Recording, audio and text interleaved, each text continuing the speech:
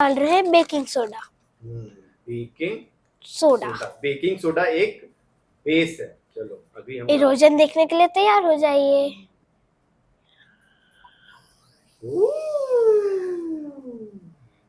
अरे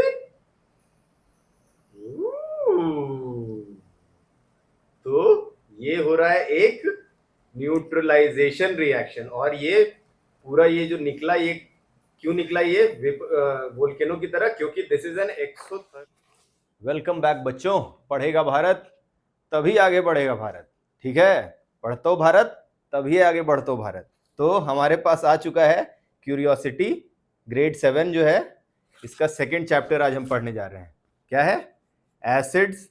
इसमें exploring substances, acidic, basic and neutral. ठीक है, तो इसके बारे में आज हमें पढ़ना है कि एसिड्स क्या होता है, बेसिस क्या होता है और न्यूट्रल क्या होता है। तो सबसे पहले एसिड्स, बेसिस, ये जो है क्या है? एक तरह के केमिकल कंपाउंड है। केमिकल कंपाउंड क्या होता है? एक या अगर उससे ज्यादा अगर एलिमेंट्स जो है केमिकल रिएक्शन के थ्रू अगर कंबाइन होते हैं तब एक कंपाउंड बनता है। तो एसिड्स, बेसिस और न्यूट्रल ये तीनों एक तरह का कंपाउंड है, केमिकल कंपाउंड है।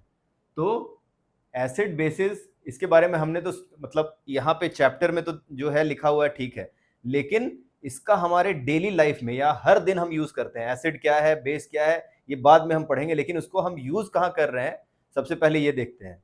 तो अगर कहीं पे भी आपने नींबू पानी कभी पिया है तब आप एक एसिड पी रहे हैं, सिट्रिक एसिड। उसके अंदर में सिट्रिक एसिड रहता है, एक तरह का केमिकल कंपाउंड है। फिर अगर आप कपड़े धोने के लिए साबुन का इस्तेमाल कर रहे हैं या डिटर्जेंट का इस्तेमाल कर रहे हैं तो वो एक तरह का बेस है। तो एसिड, बेसिस या न्यूट्रल जो है ये हमारे डेली लाइफ का हिस्सा है। न्यूट्रल वाटर जो है, अगर प्योर वाटर है वो न्यूट्रल रहता है, तो इसका हमारे जीवन में अभिन्न अंग है। ये हमारे पेट के अंदर में हाइड्रोक्लोरिक एसिड रहता है जो खाना पचाने में मदद करता है। ठीक है, तो सबसे पहले एसिड, बेसिस एंड न्यूट्रल के बारे में अगर पढ़ना है तो उसके पहले हमें थोड़ा सा बैक जाना है। हमने एक बार पढ़ा था जब हम चार्ज के बारे में पढ़ रहे थे, तब हमने वहां पे पढ़ा था कि कोई भी एटम है तो उसके अंदर में चार्ज डेवलप कैसे होता है।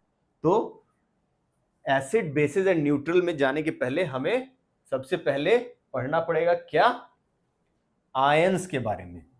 आयंस, ठीक है, आयंस के बारे में थोड़ा सा हम बेसिक देखते हैं, बहुत ज्यादा डिटेल में नहीं देखेंगे, लेकिन ये जानना बहुत ज्यादा जरूरी है। भले आपके चैप्टर में अभी नहीं है, लेकिन ये आपके अभी से अगर आपके दिमाग में रहेगा तो अच्छा रहेगा कि आयंस क्या होते हैं। तो हमने जब मैटर के बारे में पढ़ा था या केमिकल चार्ज, जब चार्ज के बारे में पढ़ा था, करंट इलेक्ट्रिसिटी वाले चैप्टर में, इलेक्ट्रिक चार्ज, तो उसमें हमने पढ़ा था कि कोई भी अगर एटम है, कोई भी एटम है तो उसके अंदर में क्या रहता है? यहाँ पे न्यूट्रॉन्स रहते हैं और प्रोटॉन्स रहते हैं, और इसके राउंड राउंड ऑर्बिट में यहाँ पे इलेक्ट्रॉन्स घूमते रहते हैं। ठीक है, तो इस तरह से इलेक्ट्रॉन्स जो है वो घूमते रहते हैं इसके चारों ओर, यहाँ न्यूट्रॉन्स और प्रोटॉन्स रहते हैं। तो जब हम आयंस के बारे में बात कर रहे हैं तो आयंस क्या है? ऐसे सब्सटेंसेस हैं जो चार्ज रहते हैं। तो वो चार्ज कैसे होते थे? किसी भी एटम के बारे में अगर हम पढ़ते थे तो उसमें आयन कैसे बनता था, तो यहाँ पे सबसे पहले देखते हैं। यहाँ पे न्यूक्लियस होता था, हमने पढ़ा था कि न्यूक्लियस होता है एक एटम के बीच में जहाँ न्यूट्रॉन्स रहते हैं और प्रोटॉन्स रहते हैं। तो न्यूट्रॉन्स का जो रहता है वो चार्ज नहीं रहता है। तो न्यूट्रॉन्स, अगर हम चार्ज के बारे में अगर पढ़ना है तो न्यूट्रॉन्स को हम इग्नोर कर सकते हैं, क्योंकि न्यूट्रॉन्स का चार्ज जो है वो जीरो रहता है या न्यूट्रल रहता है। प्रोटॉन्स का चार्ज रहता है, उसको हम पॉजिटिव मानते हैं। प्रोटॉन्स जो है इसका होता है चार्ज पॉजिटिव, और इलेक्ट्रॉन्स का चार्ज क्या होता है? इलेक्ट्रॉन्स का चार्ज होता है नेगेटिव। ये बाय कन्वेंशन हमने माना हुआ है कि प्रोटॉन्स को पॉजिटिव और इलेक्ट्रॉन्स को नेगेटिव। तो जब भी आयन बनता है तो अगर आयन जो है दो होते हैं, आयंस जो होते हैं ये दो होते हैं, एक होते हैं कैटायंस होते हैं और एक होते हैं एनायंस। ठीक है, तो कैटायंस क्या होते हैं? अगर ये इलेक्ट्रॉन लूज कर दे रहा है, अगर ये सिस्टम जो एटम है इलेक्ट्रॉन्स लूज कर रहा है तो ये पॉजिटिवली चार्ज हो जाता है। तो कैटायंस जो होते हैं पॉजिटिवली चार्ज जो आयंस है उनको हम बोलते हैं कैटायंस, और जो नेगेटिवली चार्ज रहते हैं, नेगेटिवली चार्ज आयंस को हम बोलते हैं अनायंस। ठीक है, तो इतना बताने का मतलब ये है कि आयंस जो है बहुत बेसिक चीज है, जो एसिड और बेसिस के बारे में जब हम पढ़ेंगे तो उसमें आयंस का बहुत बड़ा रोल है। तो अब हम एसिड्स, सबसे पहले एसिड्स का डेफिनेशन देखते हैं कि क्या है। तो एसिड्स क्या होते हैं? एसिड्स बाय डेफिनेशन जो है, acids are chemical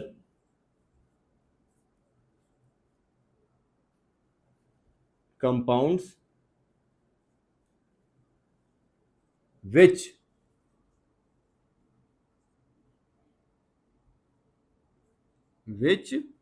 release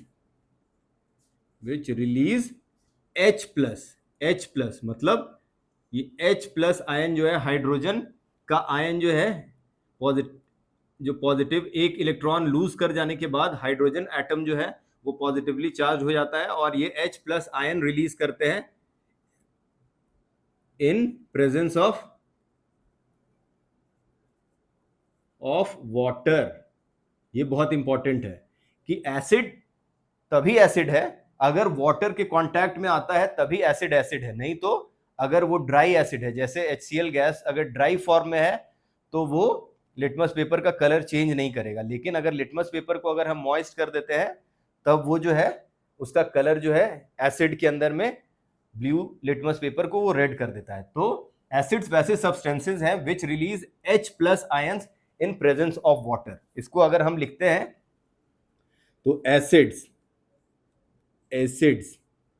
in presence of water में ये H प्लस आयंस यहां पे रिलीज करते हैं ये। तो ये जो एसिड का बाय डेफिनेशन ये है। तो अगर कोई एक केमिकल यहाँ पे मान लेते हैं कि HCl ये लिए, हमने एक हाइड्रोक्लोरिक एसिड लिया और ये वाटर के प्रेजेंस में ये क्या बनाएगा, यहाँ पे बनाएगा H प्लस आयन एक देगा और प्लस Cl माइनस एक क्लोराइड का भी ये आयन दे देगा ये। तो H प्लस आयन जो है ओनली पॉजिटिव आयन होना चाहिए, releases H plus ion in presence of water. तो कोई भी एसिड जो है वो H प्लस आयन देता है और ये H प्लस फाइनली ये जाके वाटर के साथ कंबाइन करके H3O प्लस हाइड्रोनियम आयन दे देता है, हाइड्रोनियम आयन। तो एसिड्स ऐसे सब्सटेंसेस हैं जो वाटर के प्रेजेंस में H प्लस आयंस रिलीज करते हैं। तो ये जो H प्लस आयन है यही एसिड की पहचान है। दिस इज द ओनली, ये जो H प्लस आयन जो है ओनली पॉजिटिव आयन जो है वो रिलीज करेगा जो एसिड्स है। इसी तरह ये अगर बेस के बारे में अगर हम पढ़ें तो ये एसिड्स का हो गया डेफिनेशन कि वो केमिकल, ऐसे केमिकल कंपाउंड है कि जो H प्लस आयन रिलीज करते हैं इन प्रेजेंस ऑफ वाटर। और ये इसका ये जो है कलर जो है लिटमस पेपर रहता है, आगे हम पढ़ेंगे इंडिकेटर्स के बारे में। तो ये H प्लस आयन जो है वो लिटमस पेपर को जो है कन्वर्ट कर देता है, ब्लू लिटमस पेपर को रेड में कन्वर्ट कर देता है। और एसिड्स का पीएच स्केल के अंदर में पीएच वैल्यू रहता है, तो एक स्केल रहता है जिसमें हम वो सब्सटेंस कितना एसिडिक है या कितना बेसिक है वो हम 0 से लेके 14 तक के स्केल में उसको मेजर कर सकते हैं। तो एसिड्स का जो है पीएच जो रहता है वो लेस देन 7 रहता है, एसिड्स का पीएच वैल्यू। ये पीएच वैल्यू के बारे में हम पढ़ेंगे, देखेंगे क्या होता है पीएच वैल्यू। और अभी हम बेसिस के बारे में पढ़ें तो बेसिस क्या है, यहां पे H प्लस आयंस दे रहा है। आयंस जानना बहुत जरूरी है क्योंकि आयंस ही जो है वो फाइनली जो है सारा जो हाइड्रोनियम आयन जो फाइनली बन रहा है वो आयंस है। एक तरह से सारा जो केमिकल रिएक्शन के अंदर में इलेक्ट्रॉन्स का मूवमेंट जो रहता है उसी के कारण केमिकल रिएक्शंस होते हैं। तो बेसिस क्या है, bases are chemical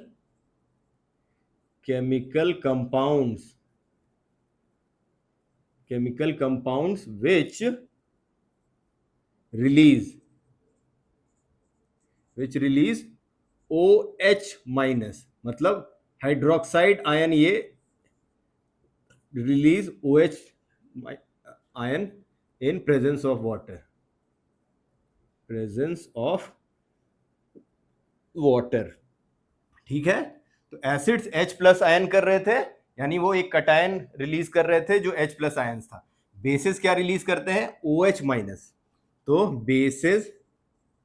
basis in presence of water क्या रिलीज करते हैं?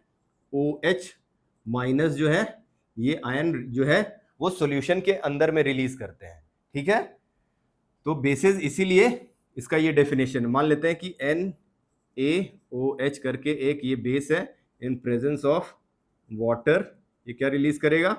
यहाँ पे ये रिलीज करेगा Na plus plus OH minus. तो ये वाला एनायन ये रिलीज करेगा, और यही बेस की पहचान है।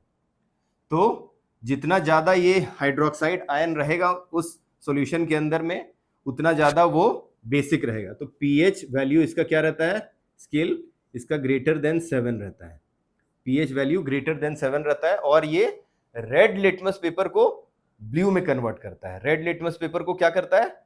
ब्लू में कन्वर्ट करता है, ठीक है। तो ये एसिड और बेसिस का ये बेसिक डेफिनेशन है। अगर हम यहाँ पे एक कंटेनर अगर लेते हैं, यहाँ पे मान लेते हैं, और इसके अंदर में यहाँ मान लेते हैं कि ये पूरे पानी से भरा हुआ है ऐसे करके, और यहाँ पे पूरे पानी से भरा हुआ है।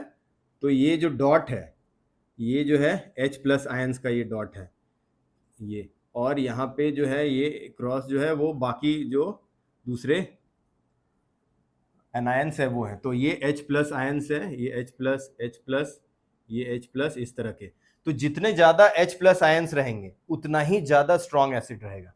ये जितना ज्यादा हाइड्रोक्साइड H प्लस आयंस रहेंगे किसी भी एसिड के अंदर में, तो वो उतना ही ज्यादा स्ट्रॉन्ग एसिड रहेगा, और उसका pH वैल्यू उतना ही कम रहेगा, वो 0 के और नजदीक रहेगा। ये जितना ज्यादा H प्लस आयंस रहेगा, ये दिमाग में डाल लीजिए, क्या? H प्लस आयंस जितने ज्यादा रहेंगे किसी एसिड के अंदर में, वो एसिड उतना ही स्ट्रॉन्ग एसिड होगा, ठीक है, एसिड्स के अंदर में।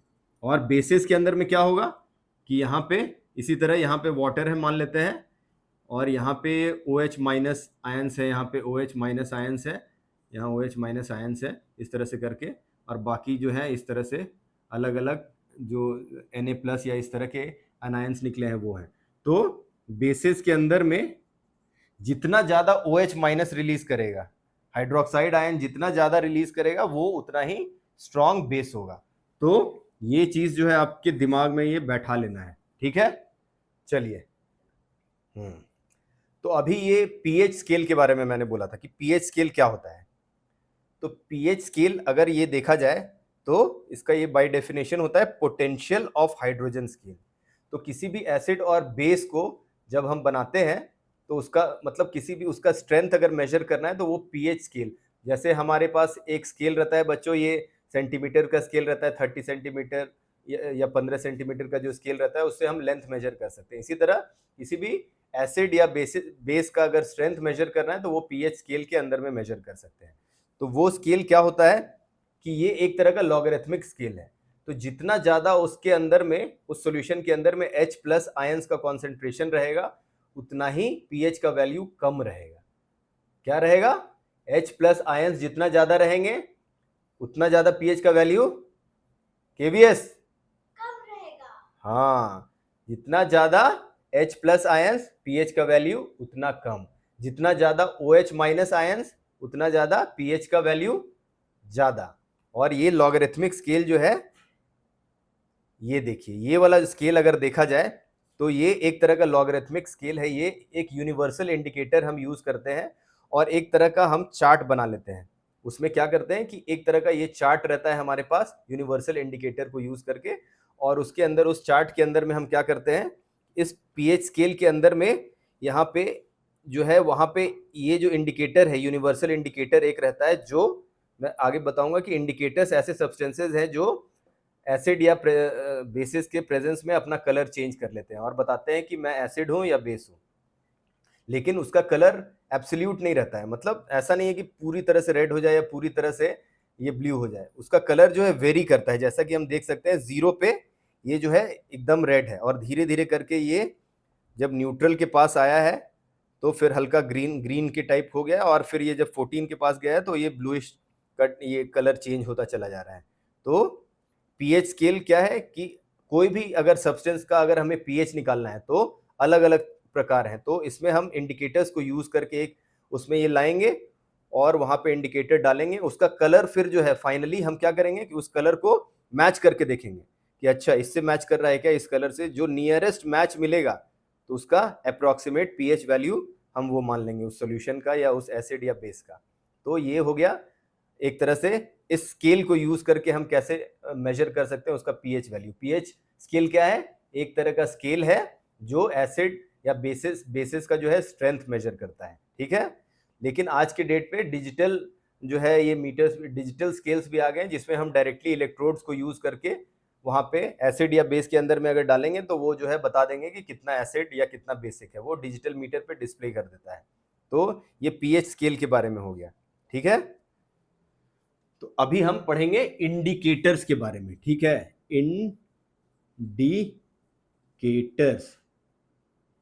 इंडिकेटर्स के बारे में। तो केवीएस को मैं बुलाना चाहूंगा और ये बताएगी कि इंडिकेटर्स क्या होता है। KVS, can you please come here. हाँ। इंडिकेटर्स वैसे सब्सटेंसेस या चीज होते हैं हाँ। जिसपे अगर हम एसिड या बेस डालेंगे तो वो अपने कलर बदल लेगी। मतलब इंडिकेटर मेनली होता है जो किसी चीज को इंडिकेट करे, चाहे वो गाड़ी का इंडिकेटर हो, जैसे हमें अगर राइट टर्न लेना होता है तो हम राइट टर्न का इंडिकेटर देते हैं। वैसे ही इधर इंडिकेटर का मतलब है, इस एसिड और बेस के फील्ड में इंडिकेटर का मतलब है कोई भी चीज जो बताए कि वो एसिड है या बेस है, चाहे कलर चेंज करके या फिर हम अपना सांस लेते हैं वैसे। ओके। इंडिकेटर्स क्या होते हैं? जनरल अगर मैं पूछूं कि इंडिकेटर्स क्या होते हैं तो बताया कि इंडिकेटर्स कुछ भी जो इंडिकेट करे, किसी चीज को बताए कि वो क्या है, इंडिकेट करे। गाड़ी का इंडिकेटर है, राइट टर्न दिया तो राइट इंडिकेटर दिया यानी मुझे राइट टर्न लेना है, लेफ्ट दिया तो लेफ्ट टर्न लेना है। इसी तरह अगर यहाँ थर्मामीटर लगाया तो वो हमारा टेम्परेचर मेजर कर रहा है, एक तरह से इंडिकेट कर रहा है कि कितना गर्म या ये ठंडा है। कुकर जो रहता है, कुकर में क्या होता है, सीटी बजने लगती है, जब भाप आता है तो सीटी बजने लगती है, तो एक तरह का इंडिकेटर है कि अभी खाना जो है पकने वाला है। तो इंडिकेटर्स जो है एक तरह से सिग्निफाई करते हैं या बताते हैं कि कुछ तो होने वाला है जो हम मेजर करना चाह रहे हैं या जो जिस चीज को हम देखना चाह रहे हैं उसको। अब एसिड बेसिस के केसेस में यहाँ पे हम इसको बोलते हैं एसिड बेस इंडिकेटर, ठीक है। Acid base indicator. तो ये एसिड बेस इंडिकेटर जो है ये क्या होते हैं कि ये अपना कलर या तो अपना कलर चेंज कर लेते हैं, बताते हैं कि मैं अगर कोई एसिड लेके आए उसके पास तो एसिड से अलग तरह से बिहेव करेगा और बेस जो है वो अलग तरह से बिहेव करेगा, तो वो थोड़ा सा पार्शियलिटी करता है। तो एसिड बेस इंडिकेटर्स जो होते हैं अपना कलर जो है वो चेंज कर देते हैं और बताते हैं कि मैं एसिड हूं कि ये बेस हूं, ठीक है। अब इंडिकेटर्स किस तरह के होते हैं? इंडिकेटर्स होते हैं अलग अलग तरह के, यहाँ पे हो जाते हैं, यहाँ पे ये हम देखते हैं। एक तो होते हैं नेचुरल सब्सटेंसेस से जो आते हैं, फिर एक हो गए सिंथेटिक हो गए, और एक हो गया ऑल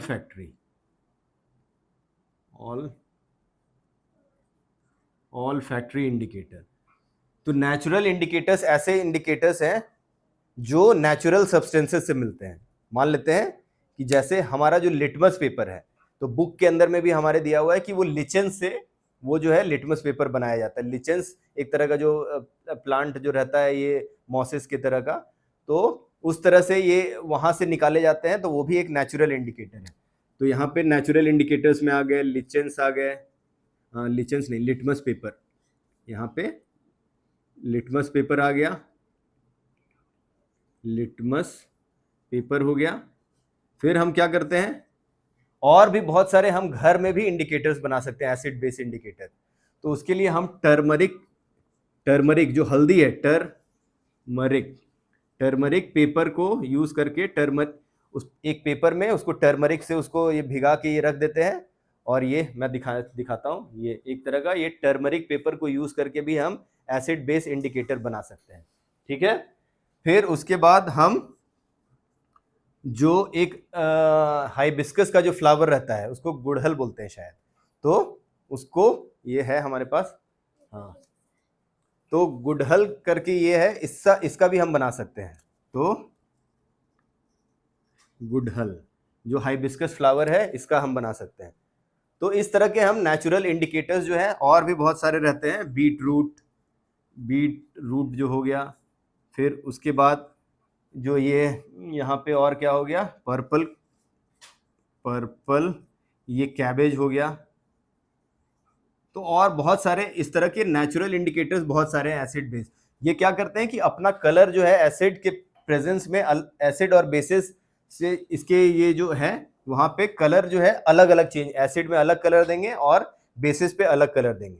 ठीक है, अब सिंथेटिक इंडिकेटर क्या होते हैं? सिंथेटिक का मतलब जो मैन मेड, मतलब जो मैन ये नेचुरली नहीं है उसको हम फैक्ट्री में या केमिकली अलग तरह से बना रहे हैं, वो सिंथेटिक है, हम मतलब उसको अलग से बना रहे हैं। तो यहाँ पे दो वेल नोन है, यहाँ पे एक है मिथाइल ऑरेंज है और दूसरा है फेनोफ्थलीन। फेनोफ्थलीन का स्पेलिंग क्या है? PHEKBS NOPHTALEIN।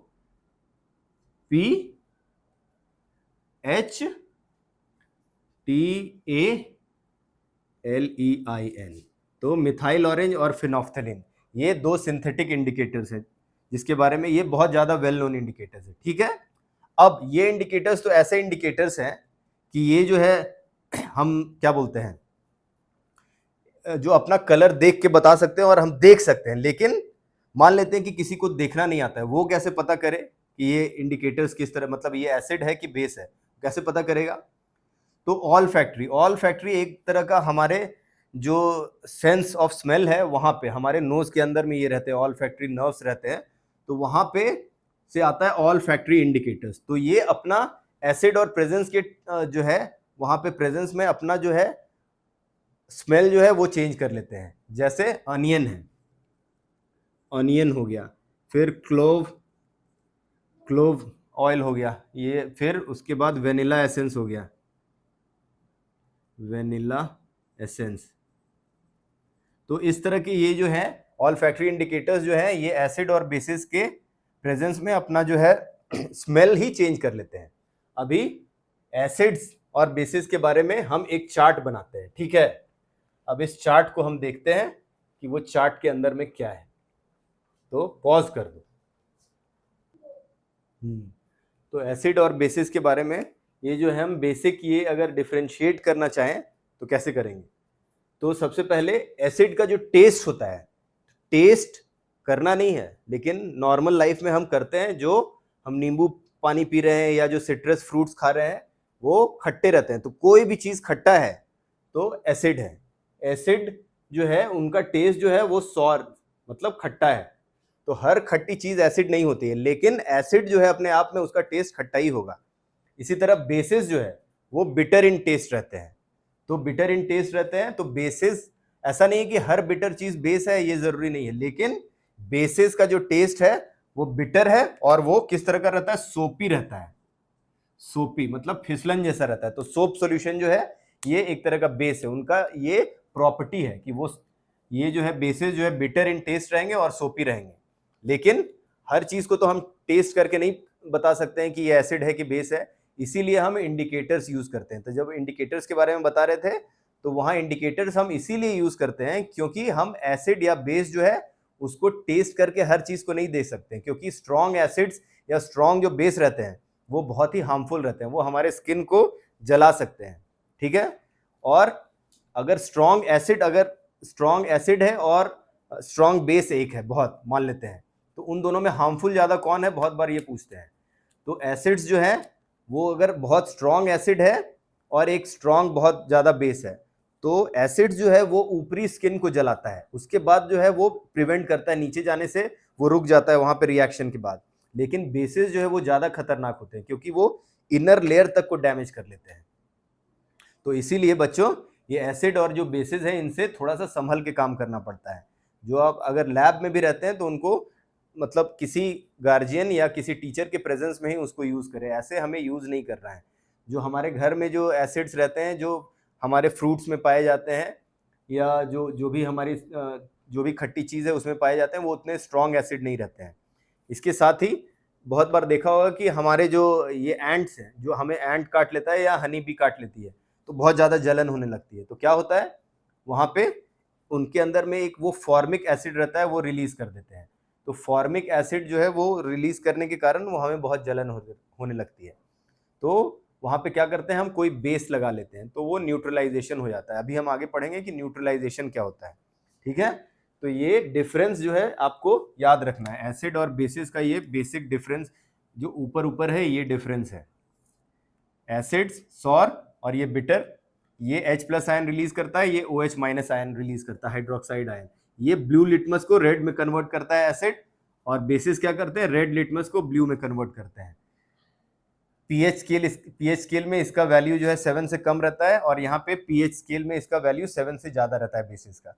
ये कॉमनली नोन है, ये HCl, H2SO4, HNO3, इस तरह के जो स्ट्रॉन्ग एसिड्स हैं। विनेगर या सिट्रिक एसिड, ये सब में जो है, ये सब एसिड के ये फॉर्म है। यहाँ NaOH हो गया बेस, KOH, ये सब बहुत स्ट्रॉन्ग बेसिस हैं। जो सोप सॉल्यूशन या डिटर्जेंट है, तो उसके अंदर में ये हो गया, ठीक है। अभी हमने एसिड और बेसिस के बारे में पढ़ लिया। अभी हम क्या करेंगे कि हम एक न्यूट्रलाइजेशन रिएक्शन के बारे में पढ़ते हैं। ये हमारा चीज एक बचा हुआ है, उसके बाद हम एक्सपेरिमेंट देखेंगे। न्यूट्रल, तो न्यूट्रल क्या होता है, जब एसिड बेस के साथ रिएक्ट करता है।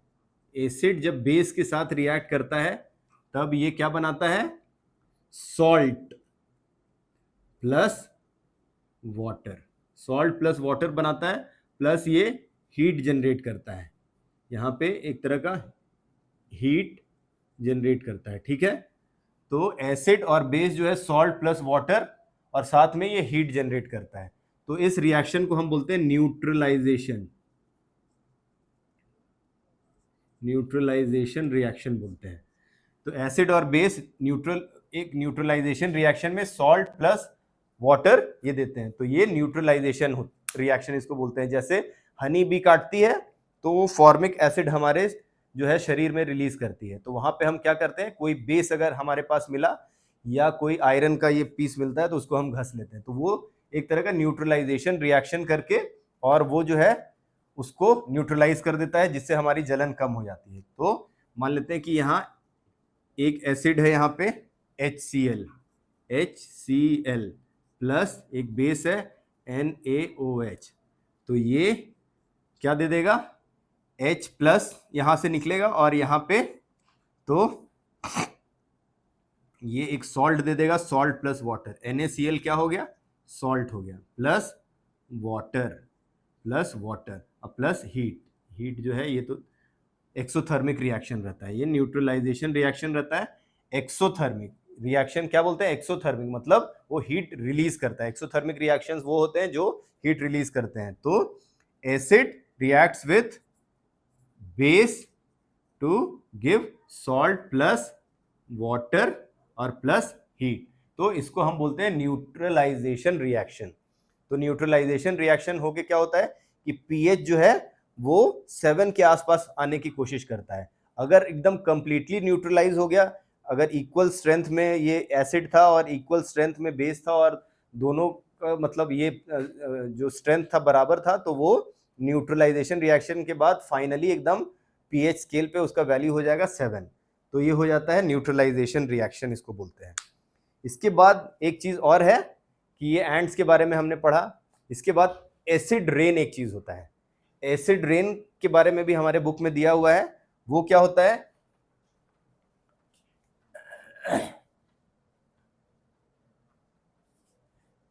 तो ये एसिड रेन के बारे में हम देखते हैं, ठीक है।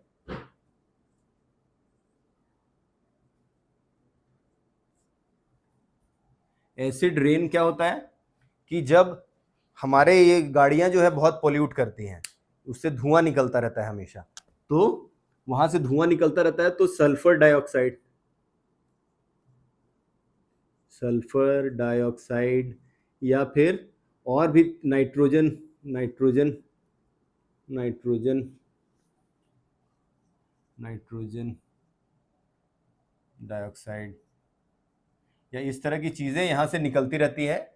तो एसिड रेन में क्या होता है कि ये जो गाड़ियों से निकल रहा है धुआं, या जो फिर हमारे फैक्ट्रीज से जो धुआं निकल रहा है, या कंबशन जो हो रहा है, उससे वो जो यहाँ पे जो धुआं निकल रहा है वो वाटर के साथ कंबाइन करके और वो एसिड में कन्वर्ट हो जाता है। तो H2SO4 सल्फ्यूरिक एसिड या फिर बाकी जो नाइट्रिक एसिड या इस तरह के एसिड्स जो हैं, तो इस तरह के एसिड्स जो हैं वो रेन के साथ वाटर के प्रेजेंस में वो जो है जो गैसेस वो कन्वर्ट होके वो एसिड बना देते हैं, और वो एसिड रेन जो है वो ज़मीन पे रेन के साथ साथ आते हैं, तो वो बहुत हार्मफुल होते हैं। तो यहाँ पे जब और वो कोरोजन करते हैं, तो यहाँ पे सुप्रीम कोर्ट ने एक बार, जब हमारा ताजमहल है वहाँ पे एकदम प्योर वाइट संगमरमर का बना हुआ है, तो वहाँ पे जो फैक्ट्रीज थे, तो फैक्ट्रीज जो थे वहाँ पे उनको बंद करा दिया था। क्यों? क्योंकि वो एसिड रेन को ट्रिगर करते थे। वहाँ पे जो फैक्ट्रीज थे वो धुआं निकालते थे और वाटर के साथ वो कंबाइन करके एसिड रेन कराते थे, और वो जो ताजमहल के जो सारा जो संगमरमर है उसको खराब करते थे। इसके साथ ही एसिड रेन के कारण क्या होता है, सॉइल जो है हमारा वो एसिडिक हो जाता है बहुत बार। तो सॉइल एसिडिक होने के कारण प्लांट्स के ग्रोथ में ये जो है हम मतलब उसको उसको हानि पहुंचती है और वो अच्छे से ग्रो नहीं करते हैं। तो उसके लिए क्या करते हैं, अगर एसिडिक सॉइल अगर एसिडिक ज़्यादा हो गया है तो हम उसमें चूना, लाइम जो है लाइक वो उसके अंदर में चूना पानी मिलाते हैं, जिस एक तरह का बेस है वो उसको न्यूट्रलाइज कर देता है। और अगर कोई किसी सॉइल में अगर बेस ज़्यादा हो गया, बेसिक सॉइल है, तो उसमें हम मैन्योर्स मिला देते हैं, तो उसके कारण क्या होता है कि वो जो है फिर न्यूट्रलाइजेशन रिएक्शन होता है और वहाँ पे वो जो है सॉइल जो है फिर से न्यूट्रल हो जाता है और अच्छे से ग्रो कर पाते हैं प्लांट। तो ये न्यूट्रलाइजेशन रिएक्शन का इतना सारा फायदा है। तो एसिड बेसिस के अंदर में इतना ही था। अभी जो है आज हम देखने वाले हैं हमारे कुछ नेचुरल इंडिकेटर्स को मतलब हम उनको इंडिकेट करते हुए दिखाएंगे कि वो एसिड है या फिर बेस है। तो हमारे पास 4 सब्सटेंसेस हैं। हमारे पास सबसे पहले बेकिंग सोडा, हमारे पास है डिटर्जेंट पाउडर, ये है हमारे पास साइट्रिक एसिड और ये है विनेगर। ये दोनों जो है बेकिंग सोडा और डिटर्जेंट पाउडर, ये दोनों है बेसिस, और ये जो है साइट्रिक एसिड और विनेगर वो है एसिड्स। तो अब हम देखते हैं हमारे 2 इंडिकेटर्स कौन से हैं। हमने सबसे पहले लिए हैं गुड़हल का इंडिकेटर। गुड़हल मतलब हाइबिस्कस। हमने हाइबिस्कस को पेपर पे घिस दिया है और हमने इसको पेपर स्ट्रिप्स में काट लिया है। तो अब हम देखेंगे इस पे एसिड और बेस को डाल के कि कलर कौन सा चेंज होता है। और ये है हमारा दूसरा इंडिकेटर, ये है टर्मरिक पेपर स्ट्रिप्स, ये भी इंडिकेट करते हैं। तो चलिए देखते हैं। सबसे पहले हम लेंगे गुड़हल पेपर के स्ट्रिप्स। तो अब हम सबसे पहले इसमें साइट्रिक एसिड 1 ड्रॉप डाल के देखेंगे। हमारे पास ड्रॉपर है, हम उससे देखेंगे ये कौन सा कलर हो जा रहा है। ये पिंक कलर हो जा रहा है, मतलब हमें पता लग गया कि एसिड को डालने से कलर जो होता है पिंक पे चेंज हो जाता है। अब हम विनेगर को भी टेस्ट करके देख लेते हैं।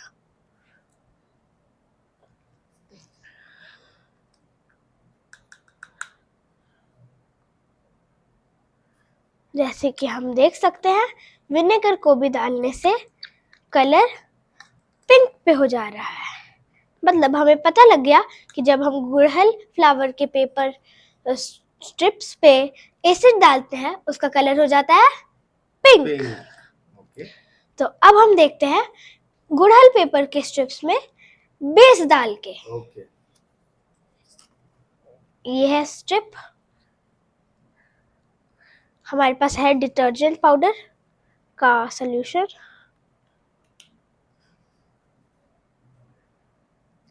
अरे ये कौन सा कलर हो गया, ये कलर है ब्लू या फिर ग्रीन। ये अभी हमें ग्रीन दिख रहा है पर ये कलर होता है ब्लू। अब हम इसी में बेकिंग सोडा सॉल्यूशन डालेंगे।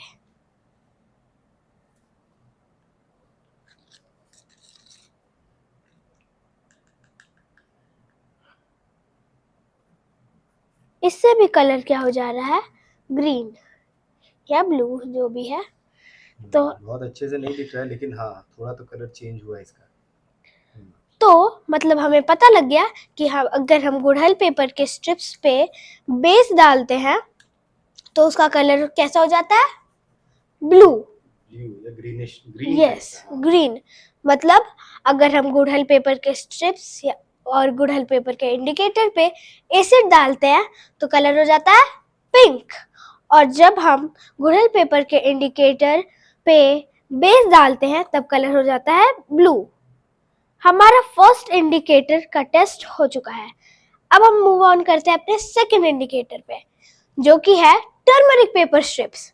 टर्मरिक पेपर स्ट्रिप्स को हमने कैसे बनाया, हमने उस टर्मरिक पेपर के स्ट्रिप्स को हमने पहले हमने क्या किया कि टर्मरिक को पानी में घोल के उसका पेस्ट बना लिया और फिर पेपर पे हमने टर्मरिक पेपर को लगा दिया, मतलब टर्मरिक पेपर पे हमने वो पेस्ट लगा दिया और उसको सुखा दिया। एक्स्ट्रा हल्दी जो है हमने उसको हटा दिया। अब हम पहले चेक करेंगे एसिड। अच्छा, एसिड, ठीक है। सबसे पहले हम चेक करेंगे साइट्रिक एसिड। ये हमने डाल दिया साइट्रिक एसिड, ड्रॉपर में आया नहीं। अरे इसमें तो कलर ही चेंज नहीं हुआ। अच्छा, दूसरा एसिड डाल के देखो, कुछ गड़बड़ तो नहीं है? देखना पड़ेगा। देखें, ये क्या है? ये है विनेगर। अच्छा, गुड़हल पेपर में तो चेंज हुआ था, इसमें क्यों नहीं हो रहा? दूसरे इसमें हो सकता है वो वाला पेपर खराब हो। अच्छा, अरे इसमें भी नहीं हो रहा। अच्छा, लगता है कि टर्मरिक पेपर स्ट्रिप्स एसिड्स को इंडिकेट ही नहीं करते। अच्छा, उसका कलर नहीं चेंज हो रहा है टर्मरिक का। अच्छा, बेस डाल के देखते हैं क्या होता है। यस, अब हम बेस डाल के देखते हैं। अच्छा, ठीक है। क्या पता चेंज हो जाए। हमने लिया है बेकिंग पाउडर का सॉल्यूशन।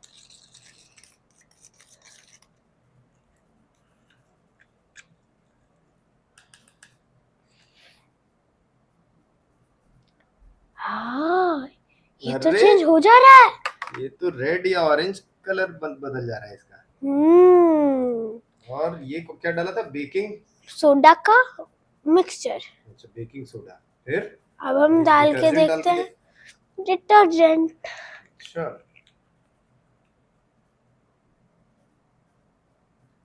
इससे भी रेड हो जा रहा है। इससे भी ये रेड हो जा रहा है। एसिड के डालने से कुछ नहीं हो रहा है और ये बेस के डालने से वो रेड कलर या ऑरेंज कलर में बदल जा रहा है। तो यानी हल्दी वाला इंडिकेटर जो है वो एसिड के साथ कोई रिएक्शन नहीं, उसका कोई कलर चेंज नहीं, और बेस के साथ उसका कलर ऑरेंज या रेडिश और मतलब उसमें कन्वर्ट हो जा रहा है। अच्छा, गुड। तो ये हमने देखा कि ये जो नेचुरल इंडिकेटर्स जो हमने घर पे बनाए थे, आप भी अपने घर पे बना के ये देख सकते हैं और उसको आप एसिड और बेस के साथ टेस्ट करके देख सकते हैं। हमारे बुक में बहुत सारे सब्सटेंसेस दिए हुए हैं, उसमें एक चार्ट दिया हुआ है, तो आप सारे चीजों में जितने भी चीज मिलते हैं वो घर पे ही आप उसको ट्राई करके देखें और वो चार्ट फिल करने की कोशिश करें, बुक में अच्छे से दिया हुआ है। ठीक है।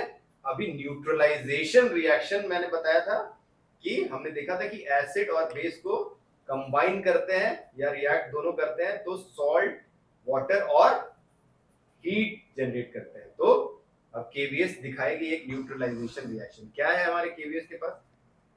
जैसे कि हम लोग देखते हैं हमेशा बच्चे साइंस एक्सपेरिमेंट में लाते हैं वोल्केनो। आपने कभी सोचा है वो कैसे हो रहा है? अच्छा, कैसे? अगर हम बेस और एसिड को मिलाए तो वो वोल्केनो निकलता है। अच्छा, देखिए हमारे पास उतने स्ट्रॉन्ग बेस और वो नहीं है, तो हम इसको देख सकते हैं कि ये बबल्स निकलेंगे। पहले मैं डाल रही हूँ इसमें साइट्रिक एसिड। इसके पहले सबसे पहले मैं एक चीज बताना चाह रहा हूँ कि ये एक्सपेरिमेंट जो है बहुत वीक एसिड्स के साथ और वीक बेसिस के साथ किया जा रहा है, लेकिन ये जो है किसी भी स्ट्रॉन्ग एसिड और स्ट्रॉन्ग बेस के साथ आप हरगिज हरगिज नहीं करें घर पे, क्योंकि ये बहुत ही डेंजरस होते हैं। तो इसको आप अपने किसी जो गार्जियन है या जो भी आपके ये टीचर है उनके प्रेजेंस में ही, उनके अंडर गाइडेंस ही आप करें। और एक चीज और है कि जब हमें एसिड को डाइल्यूट करना रहता है, तो कोई भी स्ट्रॉन्ग एसिड है या कॉन्सेंट्रेटेड एसिड है, तो उसको डाइल्यूट करने के लिए एक तरीका है कि जब भी एसिड को डाइल्यूट करते हैं तो हम वाटर के अंदर में धीरे धीरे एसिड डालते हैं, वन ड्रॉप बाय ड्रॉप करके, और अच्छे से स्टर करते हैं पूरे उसको, जो है कि वो अच्छे से मिक्स हो जाए। तो हमेशा डाइल्यूट करने के लिए जो है वाटर के अंदर में धीरे धीरे एसिड डालें, कभी भी उल्टा नहीं करें। वाटर के अंदर में जो है एसिड के अंदर में वाटर को नहीं डालें। ऐसा नहीं कि एक एसिड कॉन्सेंट्रेटेड एसिड ले लिया और उसके अंदर में 1 चम्मच या 2 चम्मच या 1 मग डाल दिया उसके अंदर में वाटर की, चलो डाइल्यूट हो जाएगा। लेकिन उससे क्या होगा कि ये एक्सोथर्मिक रिएक्शन होता है और स्प्लैश कर जाएगा। एसिड जो जैसे ही है स्प्लैश करके पूरे चेहरे पे या हाथों पे वो पड़ सकता है और बहुत ही डेंजरस होता है। तो एसिड और बेसिस बहुत ही खतरनाक चीजें होती हैं, जो है बहुत डाइल्यूट एसिड और जो है हम जो खाते हैं बहुत ही डाइल्यूट रहते हैं। तो इसीलिए स्ट्रॉन्ग एसिड या स्ट्रॉन्ग बेसिस के साथ खेल नहीं करें। दिस इज नॉट अ क्या बोलते हैं टॉय की तरह नहीं यूज करें, दिस इज वेरी डेंजरस। तो अभी हम देखते हैं न्यूट्रलाइजेशन रिएक्शन। तो पहले इसमें हमने क्या डाला, साइट्रिक एसिड। साइट्रिक एसिड डाला, ठीक है। साइट्रिक सिट्रिक एसिड जो एसिड। हमारे सिट्रिक एसिड है जो हमारे फलों, मतलब ये ऑरेंजेस हो गए या जो नींबू हो गया उसके अंदर में मिलता है। अब क्या डाल रहे हैं इसमें, अब हम इसमें डाल रहे हैं baking soda. Baking soda. Soda. Baking soda एक बेस है। चलो अभी हम इरोजन देखने के लिए तैयार हो जाइए।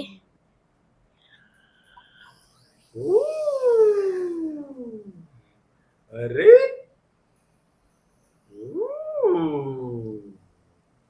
तो ये हो रहा है एक न्यूट्रलाइजेशन रिएक्शन। और ये पूरा ये जो निकला, ये क्यों निकला ये वोल्केनो की तरह, क्योंकि this is an exothermic reaction. Exothermic reaction में क्या होता है, हीट जनरेट होता है। अब जब ये न्यूट्रल हो जाता है तो फिर उतना ज्यादा फिर वो नहीं हो पाता रिएक्शन, क्योंकि न्यूट्रलाइजेशन रिएक्शन है। तो न्यूट्रलाइजेशन रिएक्शन में क्या होता है केवीएस, जब बेस और एसिड मिलते हैं तो न्यूट्रलाइजेशन रिएक्शन हो जाता है। क्या बनता है उसमें फाइनली, तो उसमें बनता है finally salt plus water plus heat. तो ये हो गया न्यूट्रलाइजेशन रिएक्शन। तो ये आज हमने देखा, ये हमारा क्यूरियोसिटी जो चैप्टर 2 है इसके बारे में देखा। ये वाला चीज जो है आप सबसे पहले अपने प्रेजेंस जो है गार्जियंस या टीचर के गाइडेंस के अंदर में करें। तो आज के लिए हमारी तरफ से इतना ही। Good night, all the best, bye. Bye.